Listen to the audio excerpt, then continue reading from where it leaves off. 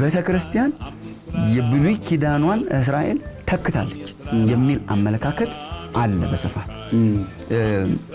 መጽሐፍ ቅዱስ ይሄን ያስተምረናል ብዬ አላምን ከግብጽ ምድር ሲያወጣቸው እግዚአብሔር ያለው አሁን ለኔ እናንተ የተመረጠ ርስት ሆኑልኛላችሁ እናንተ ምዕራፍ 19 ላይ ዘጸአት የንጉስ ካህናት ሆኑ ምድር ሁሉ የኔ ናትና ይላል ራሱ ዘጸአት 19 ላይ ገብቷቸው እንደሆነ አላቀ ምድር ሁሉ የኔ ናትና እሺ አልቲሜትሊ እግዚአብሔር የሚያየው ምድርን ሁሉ ነው ምድር ሁሉ የኔ ናትና እናንተ የተመረጠ ርስት ሆኑልኛላችሁ ደግሞ ካህናት ሆኑልኛላችሁ የእግዚአብሔር የባርኮቱ ማስተላለፊያዎች ለመሆን አሕዛብ ክርስቲያኖችን ነው እንደዚህ የሚያወራው በመካከላቸው ገባህ ነው የሚለው እንዲያውም አሁን እግዚአብሔር እስራኤልን ትቶ ሳይሆን እዛ ግንድ ውስጥ ለአብርሃም የገባው ግንድ ውስጥ መጥኛን አስገባን እስራኤላዊ አረገን በመንፈስ መንፈሳዊ ጂውሽ አረገን ያኛውን እስራኤል ትቶ ሳይሆን ወደ እስራኤል እዛ ውስጥ ነው እኛን እግዚአብሔር ያስገባል እና የሆንክ በመካከላቸው ገብተህ ከነርሱ ጋር የወይራ ዘይት ከሚወጣው ስር ተካፋይ ሆንክ አሁን እግዚአብሔር አንድ ህዝብ ነው ያለው ግን ግንዱ ውስጥ አስገብቶን ነው በቅርንጫፎች ላይ እንደውም አትመካ ብትመካባቸው ግን ስሩ አንተን ይሸከማል እንጂ ይላል እንደውም ቢያስፈልግ ስሩ አንተን ይሸከማል እንጂ ስሩን የምትሸከም አንተ አይደለም ስለዚህ እኛ አሁን ስሩን አልተካንም ግንዱን አልተካንም ግንድ ውስጥ ነው የጥንቱ ኪዳን ውስጥ ነው እነሱን አስወግዶ ስሩን ነቅሎ አስገብቶን ቢሆን ሪፕሌስመንት ማመን ይቻላል ስሩን ነቅሎ ወስዶ አንተን አምጥቶ ተክሏል ቢል ይሄ ሪፕሌስመንት ነው በመጽሐፍ ቅዱስ አስተሳሰብ ግን የጥንቱን ህዝብ ሳይጥል አሁን ደክመዋል ቅርንጫፎቹ በመንፈስ ደንዝዘዋል ግን የጥንቱን ግንድና ቅርንጫፍ ሳይጥል አምጥቶ አስገብቶሃል ታዲያ ቅርንጫፎቹ ወደፊት ምን ይሆናሉ ስንል እነሱ ደግሞ ይሞላሉ ይመጣሉ አሜን ክርስቶስን ወደ ክርስቶስ ተርን ያረጋሉ እስራኤል እንደ ህዝብ ይድናል ብሎ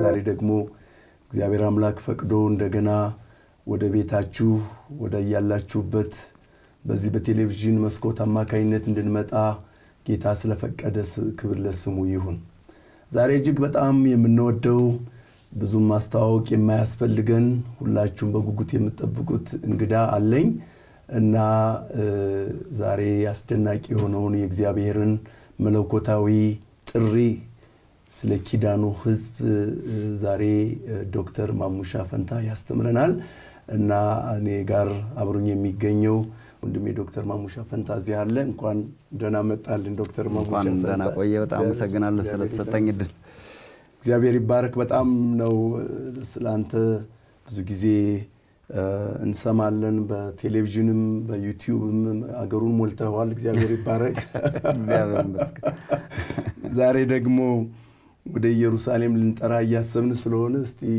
ስለ እስራኤል መግቢያ እንዲሆን ማለት ነው እና እግዚአብሔር እናመሰግናለን በዘመናችን ካስነሳቸው ታላላቅ የእግዚአብሔር ሰዎች ጌታ ከሚጠቀምባቸው መምህራን ውስጥ አንዱ ነህና እግዚአብሔር እናመሰግናለን ወደኛ ፕሮግራም በመምጣት በእውነት ጌታ መልካም እግዚአብሔር ባርክ ዛሬ የምንነጋገረው በጣም እንድናተኩር የምፈልገው ስለ እስራኤል ጥሪ ነውና እስቲ በመጀመሪያው እስራኤል ለመሆኑ ማን ናት እና እሱን በሚመለከት እስቲ በእግዚአብሔር ቃል መሰረት ያንን ሐሳብ ለምእመናኖች ለተመልካቾቻችን ትገልጥልን እንግዲህ በቅዱሳት መጽሐፍት ውስጥ በእግዚአብሔርም የኪዳን አሰራር ውስጥ በጣም ትልቅ ድርሻ ያለው ህዝብ ሆኖ የምናገኘው ህዝብ አንዱ ህዝብ እስራኤል ነው እስራኤል ምንላት አገር ነው ግን ሪሊ ስራ መሰረቱን ወደ ኋላ ተመልሰን ለማየት ስንሞክር መቼም የእስራኤልም ሆነ የአዲስ ኪዳንም ሌሎች የእግዚአብሔር አሰራሮች የፈለቁት ከሰው ልጅ አፈጣጠርና ከዛ ከሰው ልጅ መውደቅ ጋራ በጣም የተያያዘ ነው ብዬ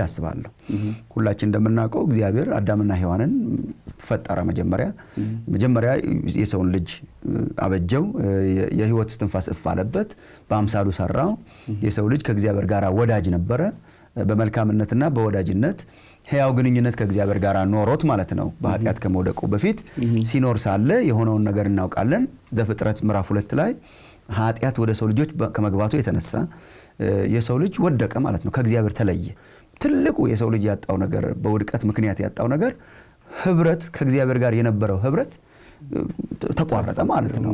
ቅዱሱን እግዚአብሔር ሊቀርብ የሚችል አልሆነም፣ አይቻልም። በቅዱሱ እግዚአብሔር ፊት ሊያስቀርብ የሚችል ማንነት የለውም የሰው ልጅ ማለት ነው። ከእግዚአብሔር ፕሬዘንስ ተባረረ ማለት ነው። የዘላለም ሞት የምንለው አሁን እሱ ነው። የፊዚካል ሞት ሌላ ነው፣ ግን የዘላለም ሞት ኢተርናሊ የሰው ልጅ ከእግዚአብሔር ተለየ ማለት ነው።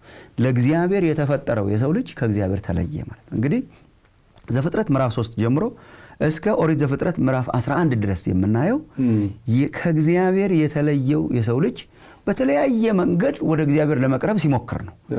ሙከራዎች ተደርገዋል። በተለያየ ዘመን ሙከራዎች ተደርገዋል። ወደ እግዚአብሔር ሰው የተፈጠረው ለእግዚአብሔር ስለሆነ እግዚአብሔርን ፍለጋ ላይ ነው፣ መንገዱን አላገኘውም እንጂ እና እንግዲህ ጣዖታት የተጀመሩት ያን ጊዜ ነው። የተለያዩ አይነት የአሕዛብ ሃይማኖቶች የተፈጠሩት የዛን ጊዜ ነው። ሰው እግዚአብሔርን ካላገኘ በስተቀር አያርፍም። ለእምነትና ለሃይማኖትና ለእግዚአብሔር ስለተፈጠረ ሙከራዎችን ታያለህ። በቃ እንደዚህ ጣዖት አምላኪዎች ከለዳውያን ኡር የምንለው አሁን አብርሃም የተጠራበት እንደዛ አይነት ባክግራውንድ አለው እና በተለያየ መንገድም እግዚአብሔር የሰውን ልጅ ወደ ራሱ ለማምጣት ሞክሯል። የኖህ ዘመን የሚያሳየን እሱ ነው። አሁን እንግዲህ ከዛ ከኖህ ዘመንም እንደዚህ በኋላ የምናገኘው ዘፍጥረት 11 ላይ የሰው ልጅ ሳምሃው ሰማይን ሰንጥቆ ለመሄድም ባቤል ሙከራ አድርጓል። አልሰራም እንጂ እግዚአብሔር ወረደና አፈረሰው።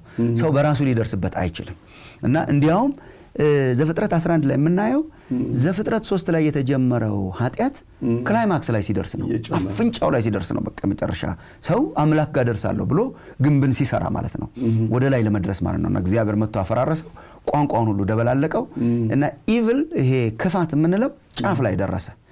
ክፋት ጫፍ ላይ ሲደርስ ነው እግዚአብሔር ጣልቃ የገባው ምዕራፍ 12 ላይ። ምዕራፍ 12 ላይ ገብቶ እግዚአብሔር ያደረገው ነገር እንግዲህ የሰው ልጅ በራሱ ሳይሆን ወደ እግዚአብሔር የሚደርሰው እግዚአብሔር ነው ወደ ሰው ልጅ የሚደርሰው። አሜን። ዘፍጥረት 12 የምናየው ይሄ ነው። ምንም በቃ በከለዳውያን በኡር ጣዖት አምላኪ የነበረን አንድ ሰው ሄዶ መረጠ ማለት ነው። አብርሃም የተባለውን በኋላ አብርሃም የሆነውን ምንድነው በምርጫ አብርሃምን በመምረጥ በአብርሃም አማካኝነትም አንድ ህዝብን በመምረጥ ዓለምን ማዳን ሆነ የእግዚአብሔር ፕሮግራም ማለት ነው። ዘፍጥረት 12 የምናገኘው ይሄ ነው። አብርሃምን ሄዶ ጠራው። ስለዚህ አንደኛ ዘፍጥረት 11 እና 12ን ተመልካቾቻችንም ሲያዩ ግልጽ እንዲሆንላቸው ዘፍጥረት 11 ሰው ሲሞክር ነው። ዘፍጥረት 12 ግን እግዚአብሔር ሲመርጥ ነው። ስለዚህ የእግዚአብሔር አሰራር ሁሉ ጊዜ የምርጫ ጉዳይ ነው። በምርጫ ነው የሰራው እግዚአብሔር። እሱን እናያለን። ዘፍጥረት 12:1 ላይ እግዚአብሔርም አብርሃምን አለው ይላል። ኢኒሺዬቲቭን የወሰደው እግዚአብሔር ነው። በነገራችን ላይ ይሄ አንኮንዲሽናል ፍቅር የምንለው ነው። እግዚአብሔር ያለ ምንም ኢኒሺዬቲቭ ሄዶ ከኃጢአተኞች መካከል አንድን ሰው ጠራ። ግን ሲጠራው በውስጡ አገር አለ፣ በውስጡ ህዝብ አለ፣ በውስጡ ደግሞ ህዝቦች አሉ። ከአገር ከዘመዶች ከአባትህም ቤት ተለይተ እኔ ወደማሳይ ምድር ውጣ፣ ታላቅ ህዝብም አደርግሃለሁ። ስለዚህ እግዚአብሔር አብርሃምን ጠራ። በአብርሃም አማካኝነት አንድ ታላቅ ህዝብ ያለውን ጠራ። ግን ዓላማው ምንድነው? ደግሞ ያንን ታላቅ ህዝብ ወስዶ ደግሞ እባርካለሁ፣ ስምህንም አከብረዋለሁ፣ ለበረከትም ሁን ካለ በኋላ የሚባርኩህን እባርካለሁ፣ የሚረግሙህን እረግማለሁ ካለ በኋላ የምድር ነገዶች ሁሉ ደግሞ በአንተ ይባረካሉ። ስለዚህ አሁን በእስራኤል አማካኝነት ደግሞ የምድር ነገዶች ሁሉ እንዲባረኩ የተጠራ ህዝብ ነው ባጭሩ ማለት ነው። እግዚአብሔር ይመስገን። ትልቅ ነገር ነው። በተለይ ብዙዎቹ የእስራኤልን ጥሪ ከፍጥረት ከስነ ፍጥረት መለኮታዊ አሰራር ጋር ብዙ አይረዱትም እና ይሄ በተለይ አብርሃም 7 ጥሪዎችን 7 በረከቶችን ተሰጥቶታል። እነዛን 7 በረከቶች እስቲ ትንሽ አብራራልን። ዘፍጥረት ምዕራፍ 12 ላይ ያለውን ማለት እንግዲህ እዚህ ላይ የምናየው አንኮንዲሽናል በሆነ መንገድ እግዚአብሔር መጥቶ ያብራራለት ባርኮቶች አሉ። ውጣ አለው። መውጣቱ ያው ቤዚስ መሰረቱ እሱ ነው። ከዛ በኋላ እግዚአብሔር አረጋለሁ ያለው በጣም ግልጽ ናቸው። ቁጥር 2 ላይ ያሉት ታላቅ ህዝብ አደርግሃለሁ፣ እባርክሃለሁ፣ ስምህንም አከብረዋለሁ፣ ለበረከትም ሁን፣ የሚባርኩህን እባርካለሁ፣ የሚረግሙህን እረግማለሁ፣ የምድር ነገዶች ሁሉ በአንተ ይባርካሉ። እነኚህ ለአብርሃም የተሰጡት ባርኮቶች ናቸው። ከውድቀት በኋላ እኔ እንደ ዘፍጥረት 12 ክላይማቲክ የሆነ ምዕራፍ አላይም። ይሄ ክፋትን በተመለከተ 11 ነው ክላይማክሱ። ጥሪንና ኪዳንን በተመለከተ ደግሞ 12 በጣም ትልቅ። እንግዲህ የአብርሃም ኪዳን እስከ መቼ ነው? እስቲ እዛ ላይ ትንሽ እንነጋገርና ወደ ኋላ የማነሳቸው ጥያቄዎች ስላሉ ማለት ነው። ይሄ ኪዳን በብሉይ ኪዳን ያበቃ ነው ወይስ እስከ መቼ ድረስ ነው የአብርሃም ኪዳን ከእግዚአብሔር ጋር ያለው? እግዚአብሔር ኪዳን ሲገባ ለአብርሃምም የገባው ኪዳን የጊዜ ገደብ የተገባለት ኪዳን አይደለም። መጀመሪያው ነው እንጂ የምናውቀው መጨረሻው የሰዎች የዓለም ሁሉ መባረክ ነው። እግዚአብሔር ለአብርሃም የገባው ኪዳን ዘላለማዊ ኪዳን ነው። በመጽሐፍ ቅዱስ በብሉይ ኪዳን በምንሄድበት ጊዜ እግዚአብሔር በአብርሃም አማካኝነት ደን ከእስራኤል ጋር ቃል ኪዳኑን አድሷል። እግዚአብሔር በተለያዩ ጊዜያት እግዚአብሔር ይሄንን ቃል ኪዳን ሲያድሰው እናያለን። ኪዳኑ ሲዳከም ታማኝነቱን እንዲያውም እያሳየ እስራኤል እንዲያውም ታማኝ ባልሆነችበት ጊዜ ሁሉ ጣልቃ እየገባ እግዚአብሔር ያድሰዋል። ያንኑ ኪዳን ማለት ነው። ያንኑ ኪዳን እያደሰ በተደጋጋሚ እግዚአብሔር ለጽዮን በተደጋጋሚ እግዚአብሔር ለእስራኤል ያለው ይሄ ኪዳን የዘላለም ኪዳን እንደሆነ የማይሻር ኪዳን እንደሆነ በመጽሐፍ ቅዱስ በግልጽ ተጽፎ እናገኘዋለን። እግዚአብሔር ከሕዝቡ ጋር የገባው ኪዳን ዘላለማዊ ኪዳን ነው። ለአብርሃምም የገባው ኪዳን ዘላለማዊ ኪዳን ነው። ለእስራኤልም የገባው ኪዳን የዘላለም ኪዳን ነው። በነገራችን ላይ በጣም ብዙ ጊዜ እናት እንኳን የወለደችውን ልጅ ተረሳ ይሆናል፣ እኔ ግን ፈጽሞ አልረሳሽም ነው የሚለው። ላለመርሳት የዘላለም ቃል ኪዳን አርጎ ነው የገባው። እንግዲህ በዚህ ቃል ኪዳን ውስጥ ቃል ኪዳን የገባው የቃል ኪዳኑ ጌታ የሆነ ያህዌ አለ። የቃል ኪዳን ደግሞ የተገባለት ሕዝብ እስራኤል አለ። እንግዲህ በሁለት ቃል ኪዳን በሚደረግበት ጊዜ ያህዌ የቃል ኪዳኑ ጌታ ነው። ደግሞ እስራኤል በቃል ኪዳኑ ውስጥ የቃል ኪዳኑ ተቀባይ ናት። ከቃል ኪዳኑ ሰጪ የሚጠበቁ ነገሮች አሉ። ከቃል ኪዳን ተቀባይ ደግሞ የሚጠበቁ ነገሮች አሉ። መታዘዝ በጣም በተደጋጋሚ እግዚአብሔር የተናገረው ለቃል ኪዳኑ ታማኝ መሆን፣ ህግጋቱን መጠበቅ፣ እንደ ህጉ መኖር። አሁን እነኚህ የቃል ኪዳን ተቀባዩ ግዴታ ነው፣ ድርሻ ነው። የቃል ኪዳን ሰጪው ደግሞ ድርሻ ታማኝነት ነው። እግዚአብሔር ሁሉ ጊዜ ለቃል ኪዳኑ ታማኝ ነው። ስለዚህ እስራኤል ቃል ኪዳኑን ባልጠበቀችባቸው ጊዜያት እንኳን ኪዳኑ ፈርሶ አናየው። ተዳክሞ እናየዋለን። ምክንያቱም እስራኤል ስላዳከመችው ትታው ስትሄድ እናያለን። ግን እየተከተለ ሲያድሰው ነው የምታየው። ዲሲፕሊን ሲያረጋቸው እናያለን። ለ430 እና ከዛ በላይ ደግሞ በግብጽ ባርነት ውስጥ ሲንገላቱ ግን ቃል ኪዳኑ ተሽሮ ሳይሆን እንዲያውም ቃል ኪዳኑን እያጠራ የቃል ኪዳኑን እግዚአብሔር እንደገና ፒዩሪፋይ ያደረገው በቃል ኪዳኑ ውስጥ ደግሞ የተሰጠውን ያንን ፍርድ እና ዲሲፕሊን ልጅ አባት ወላጁን እንደሚቀጣ ዲሲፕሊን እያደረገ ሲያድሰው እናያለን እንጂ ለእስራኤል የገባው ኪዳን ዘላለማዊ ኪዳን ነው እንጂ የሚሻር ኪዳን አይደለም። አዲስ ኪዳንም የብሉዩ ኪዳን ፍጻሜ እግዚአብሔር ለእስራኤል የገባውን ኪዳን ወደ ፍጻሜ ያመጣበት በኋላም እንደምናየው የዓለም ነገዶች የዓለም ህዝቦች በሙሉ ባንተ ይባረካሉ ያለውን አሁን የአብርሃም ልጅ በሆነው የዳዊት ልጅ በሆነው ከእስራኤል በስጋ በመጣው በክርስቶስ አዲስ በሆነ መልክ ወደ ህዝቦች ሲያመጣው ነው እንጂ የምናየው እግዚአብሔር እንደው የነበረውን ኪዳንና ከህዝቡ ጋር የነበረውን እንትን አፍርሶ በቃኝ ብሎ ያደረገው አዲስ ኪዳን አዲስ የሆነው ያ የዘላለሙ ኪዳን ታድሶ ሲቀጥል ነው እንጂ እግዚአብሔር የነበረውን ኪዳን አፍርሶ ይሰራው አይደል። ጌታ ይባረካ። አሁን ይሄን ለምን እንዳልኩ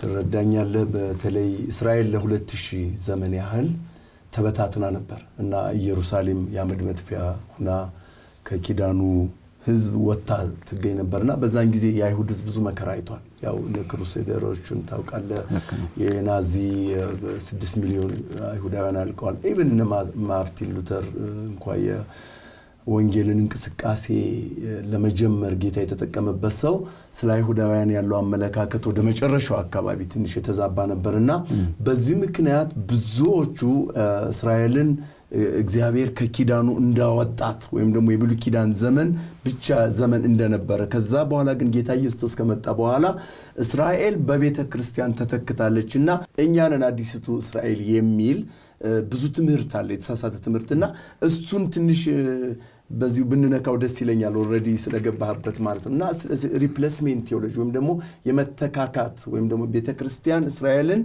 ወክላለች፣ እስራኤል በቃ ከዚህ በኋላ የእስራኤል ኪዳን አያስፈልገንም የሚል አመለካከት አለና ለምእመናኖች ለተመልካቾቻችን ግልጽ ብታደርግ። ይሄ ሐሳብ ምንድነው? በአዲሱ ኪዳን ውስጥ እስራኤል እንደ እስራኤል ያላት ድርሻ ምንድነው? ይህ ህዝብ እንደ ህዝብ የብሉይ ኪዳን ተቀባይ የሆነው ህዝብ አሁን በአዲሱ ኪዳን በታደሰው አዲስ ኪዳን በክርስቶስ በሆነው ኪዳን ውስጥ ያለው ሮል ምንድነው በሚል ያ ብዙ ክርክሮች እንደሚካሄዱ የታወቀ ነገር ነው። ጽንፎችም እንዳሉ የታወቀ ነገር ነው። አንዳንዶቹ ጽንፎች በአንድ በኩል ስታየው ኦልሞስት እንደ ሁሉን ነገር እስራኤል የማረክ እስራኤልን ኦልሞስት ፍጹም ህዝብ አድርጎ የማየት እስራኤል ፈጽሞ በቃ የዳነ ህዝብ አድርጎ የማየት ጽንፎች እንዳሉ እንደተጠበቁ ሆኖ በሌላ በኩል ደግሞ እስራኤል እንደተጣለ እስራኤል እንደተተወ እግዚአብሔር ይሄንን ሽሮ አሁን ጉዳዩ ከቤተ ክርስቲያን ጋር እንደሆነ ቤተ ክርስቲያን እስራኤልን ተኪ እንደሆነች ለዚህ ነው የትኪ ስነ መለኮት የምንለው የሪፕሌስመንት ቲዮሎጂ ቤተ ክርስቲያን የብሉይ ኪዳኗን እስራኤል ተክታለች የሚል አመለካከት አለ በስፋት መጽሐፍ ቅዱስ ይሄን ያስተምረናል ብዬ አላምንም መተካተን አያስተምረንም ብዬ ነው ማምነው እኔ ሮሜ ምዕራፍ 9 እስከ ምዕራፍ 11 ይሄንን የተመለከቱ አስተሳሰቦችን ነው ቅዱስ ጳውሎስ ሪፍሌክት የሚያደርገው ምክንያቱም እንግዲህ እንደምታውቀው ጌታችን መድኃኒታችን ኢየሱስ ክርስቶስ መጣ ኢየሱስ ክርስቶስ በስጋ ከእስራኤል መጣ የዳዊት ልጅ ነው የአብርሃም ልጅ ነው ቅዱስ መጽሐፍ እንደሚነግረን በስጋ የመጣው ከሱ ነው መምጣትም ነበረበት ምክንያቱም መድኃኒት አስቀድሞ ከአይሁድ ዜን ለግሪክ ሰው ነው መዳን ከአይሁድ እንደሚነሳ በጥንትም ቅዱሳት መጽሐፍት ይናገሩ ነበር ለአብርሃም የተገባለትን ኪዳን ሊፈጽም ነው ጌታ ኢየሱስ የመጣው ምክንያቱም ለአብርሃም የተገባለት ኪዳን እስራኤል ራሷ ልትወጣው አልቻለችም አሁን ብሉይ ኪዳንን ስናይኮ በእነሱ አማካኝነት አሕዛብን ሊባርክ ተነስቶ እግዚአብሔር የእስራኤል እኮ ትልቁ ውድቀት ያንን ተልእኮ ኢምብሬስ አለማድረግ ነው አሁን አይተው እንደሆነ ኢቭን ከግብጽ ምድር ሲያወጣቸው እኮ እግዚአብሔር በትክክል ነግሯቸዋል ከግብጽ ምድር ሲያወጣቸው እግዚአብሔር ያለው አሁን ለኔ እናንተ የተመረጠ ርስት ትሆኑልኛላችሁ እናንተ ምዕራፍ 19 ላይ ዘጸአት የንጉስ ካህናት ትሆኑልኝ ምድር ሁሉ የኔ ናትና ይላል ራሱ ዘጸአት 19 ላይ ገብቷቸው እንደሆነ አላቀም ምድር ሁሉ የኔ ናትና እሺ አልቲሜትሊ እግዚአብሔር የሚያየው ምድርን ሁሉ ነው ምድር ሁሉ የኔ ናትና እናንተ የተመረጠ ርስት ትሆኑልኛላችሁ ደግሞ ካህናት ትሆኑልኛላችሁ የእግዚአብሔር የባርኮቱ ማስተላለፊያዎች ለመሆን ብዙ ጊዜ ግን እስራኤል ይሄንን ያልተረዳችበት ዘመን ብዙ ጊዜ በዚህ ምክንያት ዋጋ ከፍላለች አሕዛብ ሁሉ እንደ እስራኤል እንዲሆኑ እግዚአብሔር ጠርቷት ሳለ እሷ እንደ አሕዛብ ለመሆን የምትፈልግበት ጊዜ ነበር የአሕዛብ አማልክትን ለመውሰድ እንደ አሕዛብ አማልክት ያህዌንም ጠፍጥፎ ለመስራት ንጉስ ኤግዛክትሊ ንጉስ ራሱ እንደ አሕዛብ ለመሆን እግዚአብሔር ሐሳቡ አሕዛብ ሁሉ እንደ እስራኤል እንዲሆኑ ነው እስራኤል ደግሞ ብዙ ጊዜ እንደ አሕዛብ ለመሆን ይሄ በሚሆንበት ጊዜ ያንን ተልእኮ ሙሉ ለሙሉ አልተወጡም በአንተ አማካኝነት የምድር ነገሮች ሁሉ ይባረካሉ የሚለውን እስራኤል እንደ ህዝብ አላረገችው ስለዚህ ምንድነው ያደረገው እግዚአብሔር ከመካከሏ አምጥቶ ማለት ነው አሁን የዓለም ነገሮች በሙሉ የሚባረኩበትን ክርስቶስን ከነሱ አመጣ የዓለም መድኃኒት የሆነ ክርስቶስ ከነርሱ መጣ ከጂዊሽ ሬስ መጣ ጌታ ኢየሱስ አሁን ሮሜ ምዕራፍ 9 ላይ የሚነግረን ከነርሱም ከሁሉ በላይ የሆነው የዘላለም የተባረከው አምላክ ከነርሱ በስጋ ክርስቶስ መጣ ማለት ነው ያንን ፉልፊል ያረግ ማለት ያንን ሊፈጽም መጣ ማለት ነው ይሄ በሚሆንበት ጊዜ እንግዲህ ትልቁ አስተሳሰብ ምንድነው እግዚአብሔር ቀድሞ የነበረውን ኪዳንና ቀድሞ የነበረውን ህዝብ ትቶ ከአዲስ ህዝብ ጋራ ኪዳንና ፍቅር ይዞት ያኛውን ትቷል ካለን ጥያቄው ስለ እስራኤል ሳይሆን ጥያቄው ስለ እግዚአብሔር የእግዚአብሔር ካራክተር ጥያቄ ነው የሚሆነው ይሄንን ነው በጣም በትጋት የሚከራከረው ጳውሎስ ሮሜ 9-11 ላይ የመጀመሪያውን ህዝብ እግዚአብሔር ከጣለ እኛንም እንደማይጠልቆ ምንም ማረጋገጫ የለም ዋስትናም የለም እሱ ነው የሚከራከረው አልጣላቸውም ብሎ የሚከራከረው ለዚህ ነው ለምንድነው እንግዲህ በአዲስ ኪዳን ውስጥ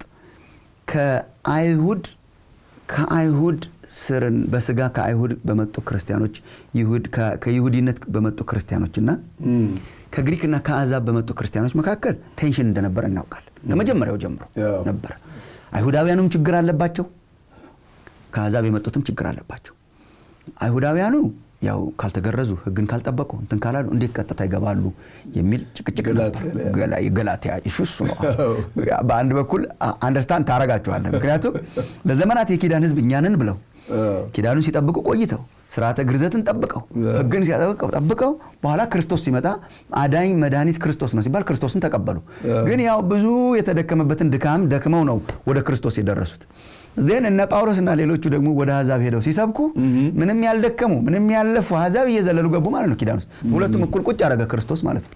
እና በዛ በኩል ያለው እንዴት እንደው ቢያንስ ሳይገረዙና ትንሽ ግጋትን ሳይጠብቁ እንዴት ይመጣሉ የሚል ትንሽ ቴንሽን ነበር። አንዳንድ ጊዜ ደግሞ በአሕዛቡ የነበረው ችግር እስራኤልን የመናቅ በተለይ ምናልባት እኔ በሮሜ ቤተክርስቲያን ውስጥ የነበረው ችግር ይሄ ነው ብዬ ነው ማምነው።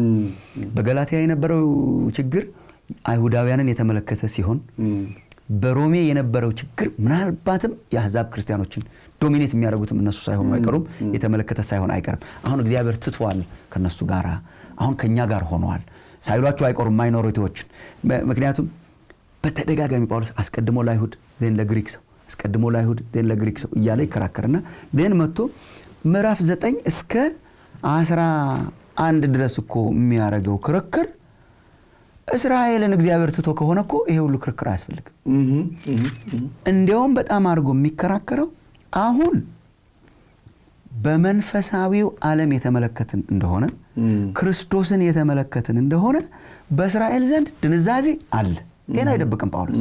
እንቅልፍ አለ፣ ድንዛዜ አለ፣ አለማመን አለ ይልና ግን ሮሜ 9 እስከ 11 እንዲያነቡ ጋብዛቸዋለሁ በትንታኔ ለማየት አስቸጋሪ ስለሆነ ይልና እስራኤልን በተመለከተ ታዲያ እግዚአብሔር አስቀድሞ ያወቃቸውን ሕዝብ ጥሏቸዋል ወይ ነው ትልቁ ጥያቄ። ይጠይቃል ምዕራፍ 11 ቁጥር 1 ላይ እንግዲህ መጀመሪያ ድንዛዜያቸውን ይነግርና ቁጥር ምዕራፍ 9 የሚነግረን አሁን ያሉበትን ሁኔታ ነው። ተሰጥቷቸው የነበረውን ተስፋ ኪዳናት የነሱ ናቸው፣ ሕግ የነሱ ነው፣ ክርስቶስ ከነርሱ ነው የመጣው፣ እድል ተሰጥቷቸዋል፣ ግን አልተቀበሉም። አሁን ደንዝዘዋል ይልና ታዲያ ይልና ምዕራፍ 11 ቁጥር 1 እንግዲህ እግዚአብሔር ሕዝቡን ጣላቸውን አሁን መተካካት የሚለው ሪፕሌስመንት አሁን የሚለው በቃ ትቷል ምናምን ነው። አልተውም ግን ቀጥሎ ጳውሎስ የሚለው አይደለም ይልና ደን ክርክሮቹን ያቀርባል። መጀመሪያ እንደው መከራከሪያውን ከማቅረቢያ በፊት መልሱን እንመልከት። ቁጥር 2 ላይ እግዚአብሔር አስቀድሞ ያወቃቸውን ሕዝብ አልጣላቸው። እግዚአብሔር አስቀድሞ ያወቃቸውን ሕዝብ አልጣለም ፈጽሞ። እሱማ ከጣለኛስ ባህሪውም አይደለም። እግዚአብሔር አይጥልም። ግን አይታው እንደሆነ ከሁለት አንጻር ነው የሚከራከረው ጳውሎስ አለመጣሉን ለማሳየት። አንደኛ የቅሬታ ስነ መለኮት የሚባለውን ያነሳል። አሁንም እኮ በመንፈስ ሙሉ ለሙሉ አለመጣላቸውን የምናውቀው አንድ ቅሬታዎችኛ አለን ክርስቶስን የተቀበለንና የዳንን ነው እንጂ የሚለው ቤተክርስቲያን እስራኤል ሆናለች እኮ አይልም።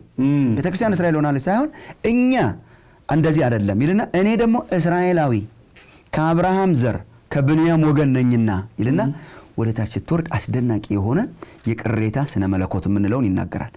ከኤልያስ ጀምሮ በጥንትም ቢሆን እኮ እግዚአብሔር በቅሬታ ነው እስራኤልን እዚህ ያደረሰው።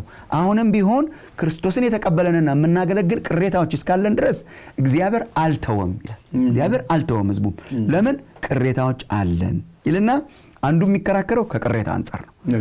ሁለተኛ ግን እስራኤላዊ ሆነው ያመኑ አሉ ነው የሚከራከረው። ልክ እንደ መሲያኒክ ጁዊሽ አሉ በቃ ጁዊሽ የሆኑ ጌታን የተቀበሉ ክርስቶስን የሚያምኑ ቁጥራችን ጥቂት ቢሆንም አለን ብሎ ይከራከራል። ሁለተኛው ግን ስለ ወደፊት ነው የሚናገረው ፊውቸር ወደፊትም እግዚአብሔር የሚሰራው ስራ አለ። አሁን አሕዛብን አስገብቷል እግዚአብሔር። እንግዲህ ተቀላላውን ስናነብ አሁን አሕዛብን እግዚአብሔር እንደው የሚያስገባው ወደፊት የእስራኤል መሙላት አለ፣ የእስራኤል መምጣት አለ። መጥተው ይሞላሉ። እስራኤል እንደ ሕዝብ እስራኤል ሁሉ ይድናል ይላል። እስራኤል ሁሉ ይድናል ማለት ጌታን ያልተቀበለ እስራኤላዊ ይድናል ማለት ሳይሆን እስራኤል አዘ ኔሽን መሲሁን የምትቀበልበት ዘመን ይመጣል። እስራኤል አዘ ኔሽን ኢየሱስ ክርስቶስን አዳኝ መድኃኒት አድርጋ ተርን የምታደርግበት ዘመን መሙላት ይመጣል ይላል። እንግዲህ ከቁጥር 7 ጀምሮ የሚናገረው እሱ ነው። እንዲያውም እኛ እንደውም አስቀኝ መሆን አለብን። አሕዛብን እንዲያውም ያስገባውን እግዚአብሔር ማስቀናት ነው። እንዲያው የተሰናከሉት ቁጥር 11ን ተመልከት ፓስተር። እንግዲህ የተሰናከሉ እስኪወድቁ ድረስ ነውን ይላል በአዲሱ መደበኛ ትርጉም። መነሳት እስከማይችሉ ድረስ ነው አይደለም። የተሰናከሉት ፈጽሞ እስኪወድቁና መነሳት እስከማይችሉ ድረስ አይደለም። እነርሱን ያስቀናቸው ዘንድ እግዚአብሔር አሁን እንዲያውም አሕዛብን ወደ ቤተክርስቲያን ያመጣው እነርሱን ያስቀናቸው ዘንድ በእነርሱ በደል መዳን ለአሕዛብ ሆነ። ከዛ በኋላ ይልና በደላቸው ለዓለም ባለጠግነት መሸነፋቸው አሁን በድለዋል አሁን ተሸንፈዋል ይሄን አይደብቅም ጳውሎስ አሁን ተሸንፈዋል ክርስቶስን በተመለከተ ተሸንፈዋል መሸነፋቸውም ለዓለም ለአሕዛብ ባለጠግነት ከሆነ ይልቁንስ መሙላታቸው እንዴት ይሆን መሙላታ አለ ማለት ነው አንድ ቀን ወደ ፉልነስ ደግሞ ይመጣሉ ማለት ነው ስለሱ ነው ቀጥሎ የሚናገረው የሚመጡበት ጊዜ አለ ስለዚህ እግዚአብሔር እስራኤልን አልተወም ሪፕሌስም አላረገም አሕዛብን ያስገባው አስቀንቶ እስራኤልን ለማምጣትና ወደ ሙላት ለማምጣት ነው እንጂ ፈጽሞ ተቷቸው አይደለም ቀጥሎ ደግሞ አንድ እንደው ጊዜህን ካልወሰድኩ በስተቀር መናገር ያለብኝ ነገር እዚህ ውስጥ እኔ መተካካትን አላይም እውነት ነው ግንዱ ውስጥ መተን ገባን ቁጥር 17 ከቅርንጫፎች አንዳንዶቹ ቢሰበሩ አንተ የበረሃ ወይራ የሆንክ አሕዛብ ክርስቲያኖችን ነው እንደዚህ የሚያወራው በመካከላቸው ገባህ ነው የሚለን እንደውም አሁን እግዚአብሔር እስራኤልን ትቶ ሳይሆን እዛ ግንድ ውስጥ ለአብርሃም የገባው ግንድ ውስጥ መጥኛን አስገባን እስራኤላዊ አረገን በመንፈስ መንፈሳዊ ጂውሽ አረገን ያኛውን እስራኤል ትቶ ሳይሆን ወደ እስራኤል እዛ ውስጥ ነው እኛን እግዚአብሔር ያስገባን እና የሆንክ በመካከላቸው ገብተህ ከነርሱ ጋር የወይራ ዘይት ከሚወጣው ስር ተካፋይ ሆንክ አሁን እግዚአብሔር አንድ ህዝብ ነው ያለው ግን ግንዱ ውስጥ አስገብቶን ነው በቅርንጫፎች ላይ እንደውም አትመካ ብትመካባቸው ግን ስሩ አንተን ይሸከማል እንጂ ይላል እንደውም ቢያስፈልግ ስሩ አንተን ይሸከማል እንጂ ስሩን የምትሸከም አንተ አይደለም ስለዚህ እኛ አሁን ስሩን አልተካንም ግንዱን አልተካንም ስለዚህ I don't believe in it ስለዚህ የመዳናችን ራሱ ያማኞች ትልቁ የመዳናቸው ህልውና እስራኤል ናት በዛ ኪዳን ውስጥ ነው መተን የገባነው ክርስቶስ ነው አዳኝ እስራኤል አይደለም አዳኝ አሁንም ይሄን በልዩነት አንዳንድ ሰዎች አሁን ኮንፊውዝድ የሚሆኑት እስራኤል አይደለም አዳኝ ኢየሱስ ነው አዳኝ የዓለም መድኃኒት ክርስቶስ ነው ከእስራኤል የመጣው ግን አሁን እኛ የምንመለከተው ህዝብነትን ነው ህዝብነትን ስንመለከት አሁን እግዚአብሔር አንድ ህዝብ አለው ያ ህዝብ አሁን በክርስቶስ ኢየሱስ የተዋጀ አንድ ህዝብ ነው ያንን ህዝብ ግን አምጥቶ ያስገባው የጥንቱ ግንድ ውስጥ ነው የጥንቱ ኪዳን ውስጥ ነው እነሱን አስወግዶ ስሩን ነቅሎ አስገብቶን ቢሆን ሪፕሌስመንት ማመን ይቻላል ስሩን ነቅሎ ወስዶ አንተን አምጥቶ ተክሏል ቢል ይሄ ሪፕሌስመንት ነው በመጽሐፍ ቅዱስ አስተሳሰብ ግን የጥንቱን ህዝብ ሳይጥል አሁን ደክመዋል ቅርንጫፎቹ በመንፈስ ደንዝዘዋል ግን የጥንቱን ግንድና ቅርንጫፍ ሳይጥል አምጥቶ አስገብቶሃል ታዲያ ቅርንጫፎቹ ወደፊት ምን ይሆናሉ ስንል እነሱ ደግሞ ይሞላሉ ይመጣሉ አሜን ክርስቶስን ወደ ክርስቶስ ተርን ያረጋሉ እስራኤል እንደ ህዝብ ይድናል ብሎ ስለሱ ተስፋቸውን ያዚህ ቁጥር 27 ላይ 28 ላይ በወንጌል በኩል ስለናንተ ጠላቶች ናቸው ይላል በምርጫ በኩል ግን ስለ አባቶች ተወዳጆች ናቸው ይላል ምን ማለት ነው ይሄ ምን ማለት ነው በጣም ጥሩ ጥያቄ ነው ይሄ መሲሁን የራሷ መሲሁን አዳኛን ክርስቶስን ንጉስና አዳኝ መሲህ አርጋ አልተቀበለችም ድንዛዜ አለ ክርስቶስን እንደ መሲህ አይቀበሉም አንድ ቀን ግን አይቀርም በአንዳንዶች በኩል ሆነባቸው እንደዚሁም እስራኤል ሁሉ አንድ ቀን ይድናል መሲህ ነው ብሎ ይቀበላል ይሄ ተወዳጅነታቸውን ያመለክታል አንድ ቀን ክርስቶስን መሲህ አዳኝ አርገው እኛ ያገኘነውን ምሕረት ያገኛሉ እኛ ያገኘነውን ምሕረት አግኝተው ህዝቡም አንድ እግዚአብሔርም አንድ ሆኖ ለዘላለም ጌታ እናከብራለን ማለት ነው עם ישראל חי עם